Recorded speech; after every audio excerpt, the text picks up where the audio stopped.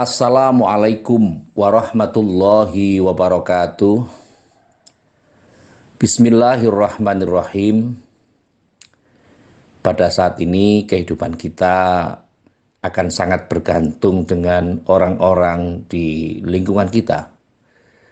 Ketika kita adalah orang-orang yang fleksibel, humble, dan orang-orang yang peduli terhadap lingkungan, maka tentu orang lain juga akan melakukan hal yang sama. Tetapi ketika kehidupan ada dalam diri kita ini sebaliknya, kita menjadi orang yang acuh tak acuh, apatis, tidak peduli, bahkan narsis terhadap lingkungan, maka tentu pembiaran akan dilakukan oleh lingkungan kita. Bahkan suatu ketika mungkin kita tidak akan punya teman, tidak akan punya kawan yang kita ajak berdiskusi. Jangankan berdiskusi, mungkin bertukar pikiran untuk saling bertemu satu dengan yang lain, itu akan sungkan. Ini tidak terlepas dari bagaimana pola hidup kita yang diawali dari masa kecil, masa kanak-kanak, masa remaja, dan masa dewasa.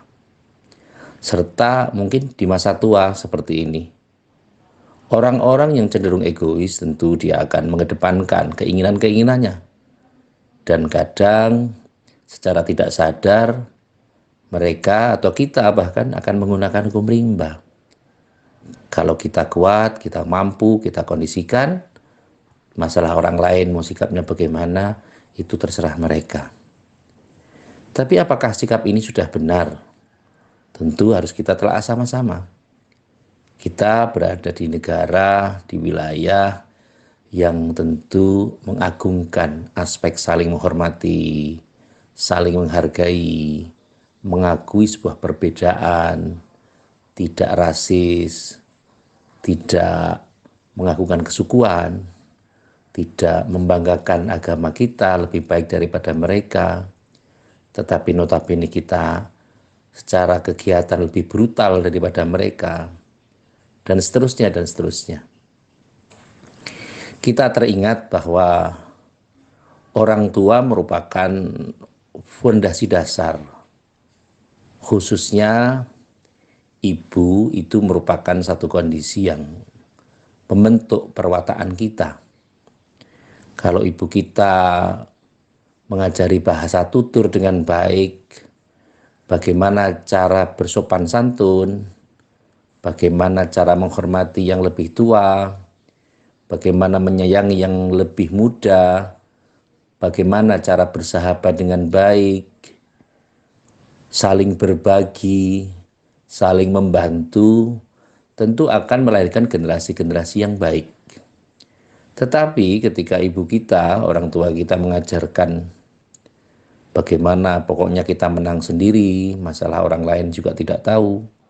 Kita harus memenangkan sebuah pertandingan, mengalahkan orang lain, dan harus menyelamatkan diri. Terlepas orang lain bagaimana, itu bukan urusan kita. Maka tentu generasi-generasi yang egois, generasi-generasi yang tidak peduli akan muncul di suatu saat kelak. Ini perlu saya sampaikan karena ibu itu merupakan satu yang sangat luar biasa. Kita dikandung selama 9 bulan, ibu tidak mengeluh. Bahkan orang Jawa ngopeni anak atau merawat putra itu dikondisikan dimulai dari semenjak dikenangkan. Dalam masa pernikahan mereka sudah diajari bagaimana berdoa. Bagaimana sebelum berkumpul dengan suami istri mereka harus berdoa. Bagaimana mendapatkan makanan, sebelum makan pun ada berdoa. Setelah makan ada berdoa. Masuk rumah ada berdoa. Sampai dengan bersin pun kita ada doanya. Artinya apa? Menjaga satu kondisi dari awal proses dikenangkan sampai dengan proses-proses yang berjalan ini merupakan satu kondisi yang sudah dan masih dilakukan. Dalam Al-Quran, ibu ini mempunyai kapasitas yang luar biasa. Bahkan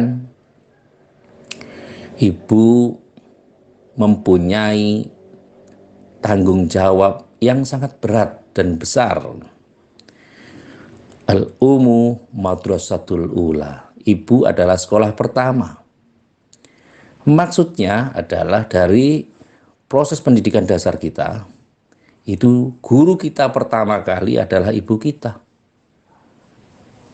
Ketika kita dalam rahim, ibu memakan atau dahar makanan yang halal, harus pakai membaca bismillah sebelum makan. Yang muslim membaca doa Allahumma barik lana fima razaqtana wa qina adzabannar. Kalau beliau keluar dari rumah membaca bismillahi tawakkaltu 'alallah la haula wala quwata illa billah. Beliau ingin melaksanakan aktivitas yang lain, mereka berdoa untuk keselamatan diri. Bahkan dari semenjak hamilnya pun itu orang Jawa sudah memasukkan budaya Islam dalam kondisi-kondisi tertentu. Misalnya peringatan 4 bulan, 7 bulan, sampai dengan lahiran. Atau bahkan lahiran pun menanam ari-ari pun, itu ada doanya. Orang Jawa sangat menghormati itu. Sehingga peran serta orang tua dalam mendidik anak ini sangat mendalam. Hal ini pula dicontohkan di dalam pewayangan, betapa ibu mempunyai kaifiat yang sangat luar biasa. Kalau yang senang dengan wayang, itu bagaimana Begawan Wisrowo itu memberikan wejangan terhadap istrinya, yang istrinya justru bagaimana menerjemahkan Sastra Jendro Hayuningrat Pangruwating Diyu. Kalau merunut dari aspek ini, betapa tingginya kemampuan manusia. Orang Jawa mengemas satu kedudukan yang tinggi. Keraton Yogyakarta misalnya, betapa mereka menjadi Mataram dari kata mother person yang meninggikan kaum perempuan atau kaum wanita. Maka di situ ada Siti Inggil, Siti atau tanah yang ditinggikan. Sebenarnya mereka sangat menghormati perempuan. Ada kondisi di dalam negara ini, sebuah pusat pemerintahan disebut ibu kota. Tidak ada disebut bapak kota atau simbah kota atau anak kota. Kalau anak kota mungkin yang dikondisikan bukan yang lain. Tapi ada pula yang dulu pernah ngetren adalah sidul, anak sekolahan. Tapi itu guyonan saja. Tapi kalau yang konkret adalah bahwa bagaimana ibu ini mendapat prioritas dari pemerintah, dari negara, dan yang lainnya. Bahkan amaliyah berbuat baik kepada orang tua itu 3:1. Ibumu, ibumu, ibumu, baru bapakmu. Sangat konkret jelasnya bahwa berbakti kepada ibu sangat diperlukan dan sangat dipentingkan. Tapi yang terjadi saat ini kadang-kadang kita ini lebih takut terhadap bapak dan membantah kepada ibu. Padahal ibu kita itu sangat berjasa besar terhadap perkembangan kehidupan kita. Bahkan ada hadis mengatakan al-jannatu tahta aqdamil ummahat. Surga itu berada di bawah telapak kaki ibu-ibu. Karena di situ disebutkan ummahat, bukan umi. Proses yang terjadi sekarang perlu generasi Z kita informasikan bahwa orang tua mempunyai ikatan emosional yang sangat luas dan mendalam.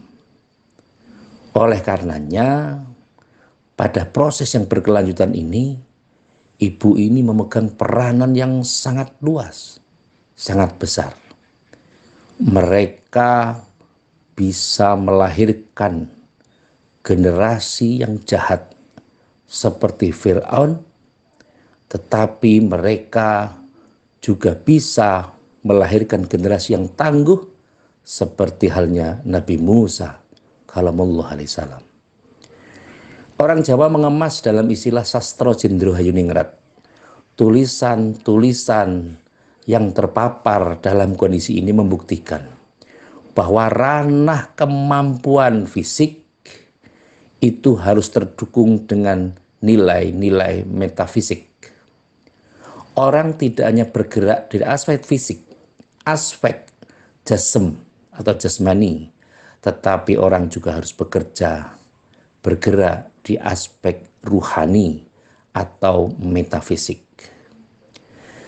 Orang tidak hanya sekedar cerdas dari aspek intelektual, tetapi juga harus cerdas dari aspek spiritual. Mengapa demikian? Ketika orang hanya cerdas dari aspek intelektual, maka tentu orang akan mengagungkan rasional. Tetapi sebenarnya kalau orang bisa cerdas dari aspek spiritual, maka kita akan menyatakan bahwa kita mempunyai dimensi yang berbeda. Orang mengerti, bisa tahu sebelum terjadi, ngerti sadurunging winarah, tahu sebelum diajari atau fenomena sebelum terjadi. Kapasitas orang tua juga seperti itu, khususnya ibu. Ibu ini disebut sebagai tiang negara, an-nisa imadul bilad. Perempuan itu adalah tiang negara. Kalau baik perempuannya, maka akan baik negaranya. Kalau rusak perempuannya, maka bisa dibayangkan akan hancur negaranya. Tetapi perlu juga kita pahami bahwa tentu kapasitas ini tidak bisa diberlakukan pada setiap orang. Secara umum perempuan memang demikian, tapi tidak semua perempuan mempunyai kapasitas yang seperti ini. Karena apa? Sekarang ini terbentur dengan aspek-aspek yang berbeda. Kehidupan masa lalu sangat berbeda dengan bahasa sekarang atau pendidikan sekarang. Orang tua zaman dulu sering memberikan filosofi kehidupan. Bahasa tutur menjadi bahasa yang orang harus menghargai secara real. Misalnya, orang tua memerintahkan jangan kamu menduduki bantal ini, tidak elok, ora ilok, tidak baik.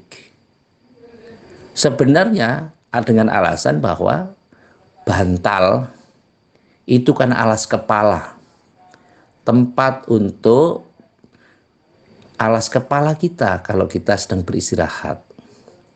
Tetapi ketika alas kepala itu sudah kita duduki, bagaimana martabat kita sebagai manusia?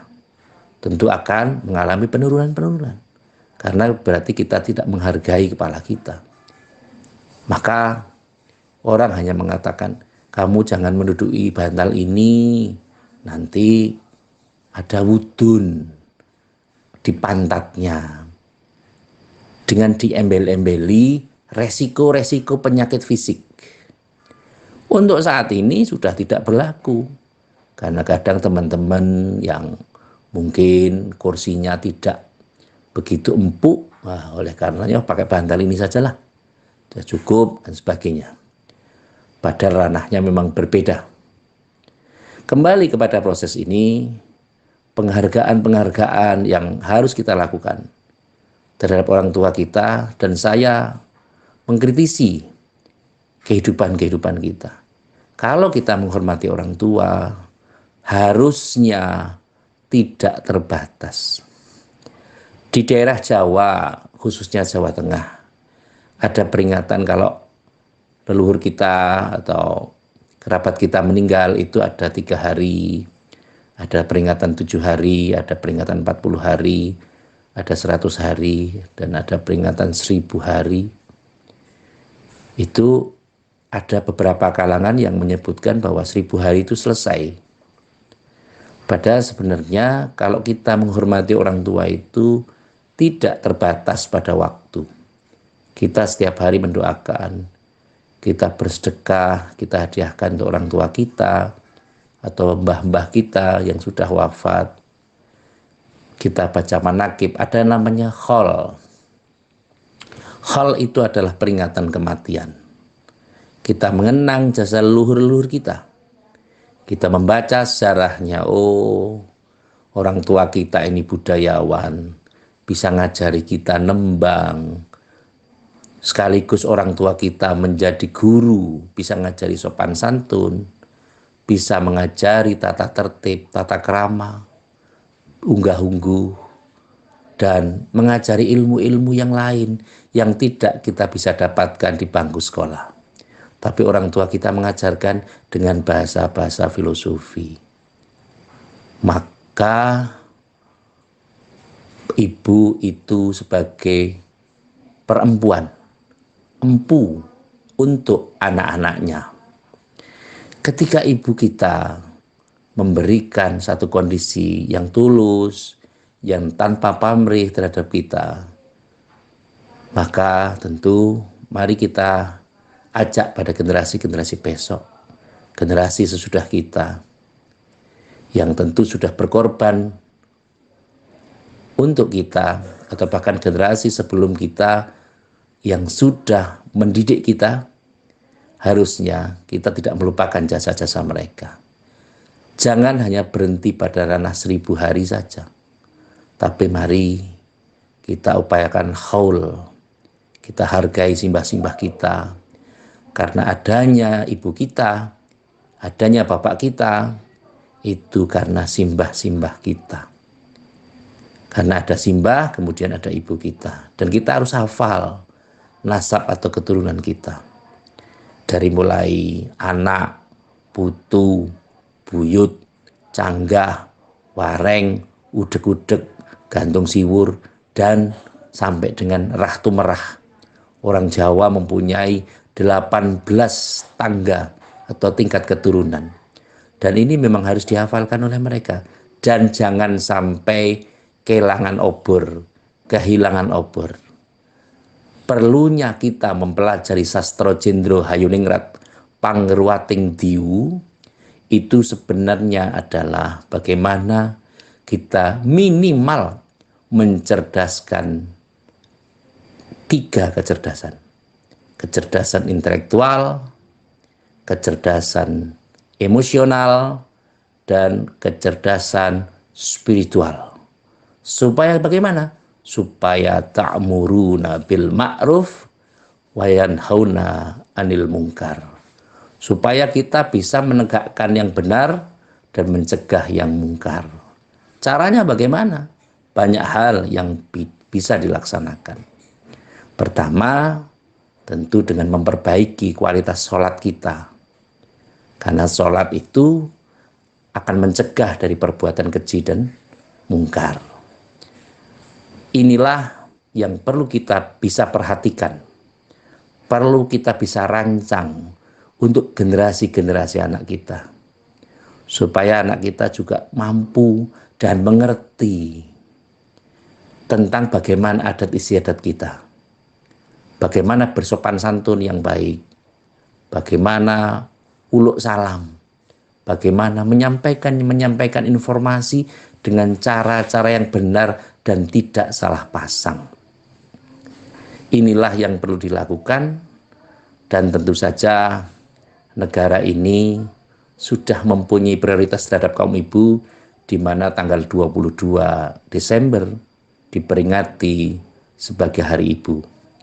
Oleh karenanya, dalam hal ini tanpa mengurangi rasa hormat, saya berterima kasih pada ibu saya dan tentu kepada ibu-ibu yang lain yang telah gigih memperjuangkan hidup kami, sehingga sampai dengan detik ini kami masih bisa eksis di negara yang kita hormati ini, masih bisa berperan. Orang Jawa mengatakan kelungsu melu udu.